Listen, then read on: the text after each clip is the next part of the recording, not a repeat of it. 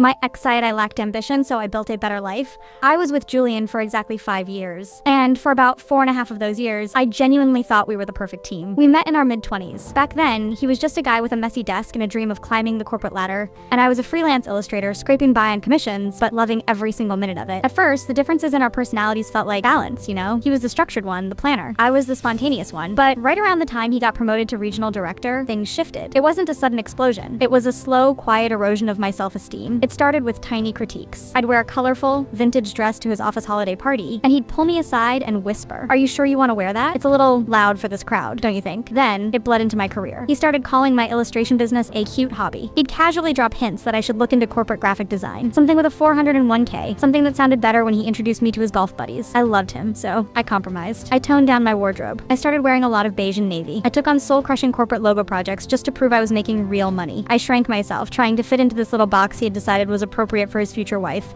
The breaking point happened 2 months before our wedding. We were sitting in this hyper-modern, totally sterile coffee shop, looking over the catering menu. I made a joke about sneaking a donut tower onto the dessert table, because, well, I love donuts. Julian didn't laugh. He just slowly closed his laptop, let out this deep, heavy sigh, and looked at me like I was a toddler who had just spilled juice on his favorite rug. "Chloe," he said, his voice dropping into that condescending, boardroom tone he loved so much. "I need to be honest with you. I'm looking at the trajectory of my life, and I just don't think you fit the portfolio anymore." I blinked. The portfolio? He kept going. He told me that as he moved up in the world, he needed a partner who matched his ambition, someone who elevated his status. He actually looked me dead in the eyes and said, "You're just too stagnant, Chloe. You don't have the drive I need in a wife. I think I'd be settling if we went through with this." 5 years. 5 years of bending over backwards to be his perfect, presentable accessory. And he was telling me I wasn't good enough for his portfolio. You want to know what I did? I didn't cry. I didn't throw my iced latte in his face. I just smiled. It started as a little smirk, and then it grew into this massive, genuine smile. I felt this bizarre, incredible weight lift right off my chest. For months, I had been suffocating, trying to be someone I wasn't, and he was handing me the key to my own cage. Julian looked horrified. He leaned back, completely thrown off. "Why are you smiling?" "I'm calling off our wedding." "I know," I said, grabbing my purse. "And you're absolutely right, Julian. We shouldn't get married, because I deserve someone who actually likes me." I walked out of that coffee shop, and I never looked back. The next few weeks were a logistical nightmare. Untangling a wedding is not fun, guys, but emotionally, I was thriving. I moved into this tiny sunlit studio apartment above a bakery. It smelled like fresh bread every morning. I painted my walls bright, sunny yellow, a color Julian absolutely loathed. I bought vintage clothes again. I started drawing what I actually wanted to draw. Of course, small towns talk. Through my best friend, Sarah, I heard that Julian was already dating someone new. Her name was Vanessa. She worked in public relations, wore designer suits, and spent her weekends at exclusive networking events. She was, by all accounts, exactly what he wanted. I'd be lying if I said it didn't sting a tiny bit at first. Not because I missed him, but because rejection always bruises the ego, right? But my therapist gave me the best advice. She said, "He didn't upgrade, Chloe. He just found someone willing to play the part you quit." About 6 months after the breakup, I was at a local hardware store, trying to figure out how to fix a leaky pipe under my sink. I was standing in the plumbing aisle, completely covered in paint from a project, looking totally lost, when a guy walked up to me. His name was Caleb. He was a high school history teacher who built custom furniture on the weekends. He had sawdust in his hair, the warmest brown eyes I've ever seen, and this easy, genuine laugh. He didn't look at my paint-splattered overalls like they were a mess. He looked at them like they were interesting. He helped me pick out the right wrench, and then he casually asked if I wanted to grab a slice of pizza from the place next door. No pressure, just pizza. We sat in that booth for 4 hours. We talked about history, art, our weirdest childhood memories, our favorite terrible movies. He didn't ask me about my 5-year plan. He didn't ask me how much money I made. He asked me what made me feel inspired. Dating Caleb was like learning how to breathe all over again. There was zero performance. If I burned dinner, which I did twice in 1 week, we just laughed until our stomachs hurt and ordered Thai food. If I wanted to spend all Sunday in my pajamas painting, he'd bring me coffee and quietly read a book on the couch just to be near me. He never made me feel like I was too much or not enough. Meanwhile, Julian's grand plan was starting to crack. A year after we split, I started getting the texts. The first one was small. "Just drove past that Italian place we loved. Hope you're doing well." I ignored it. A month later, another one. "Saw your new illustration in the local magazine. You're doing great things, Chloe." I didn't reply. Through Sarah, I found out the truth. Vanessa, the high-powered PR girlfriend, had dumped him. Apparently, she met an executive who was higher up the food chain than Julian,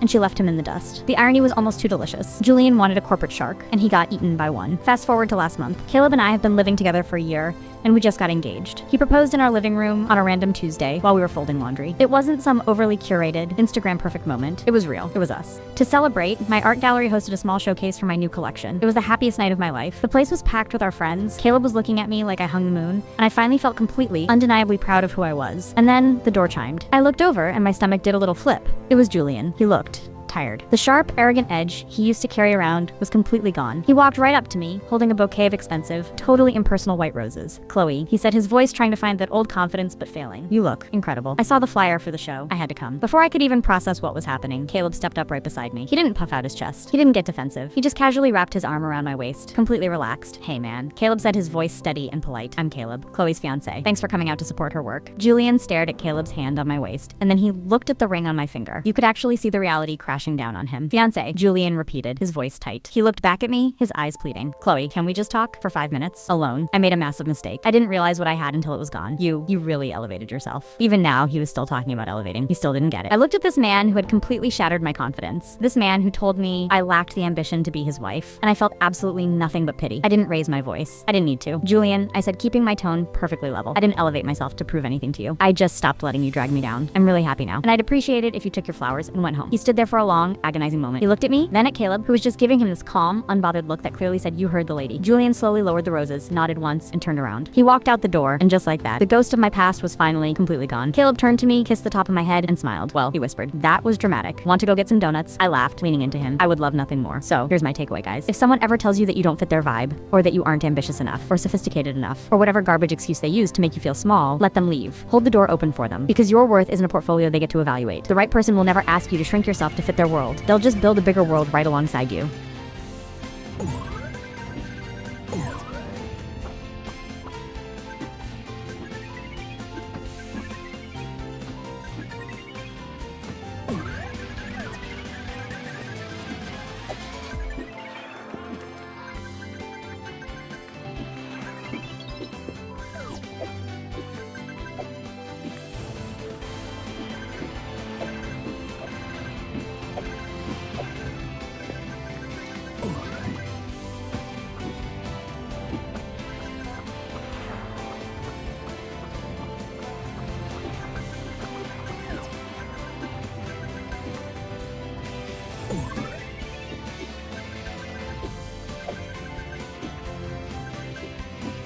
Oh.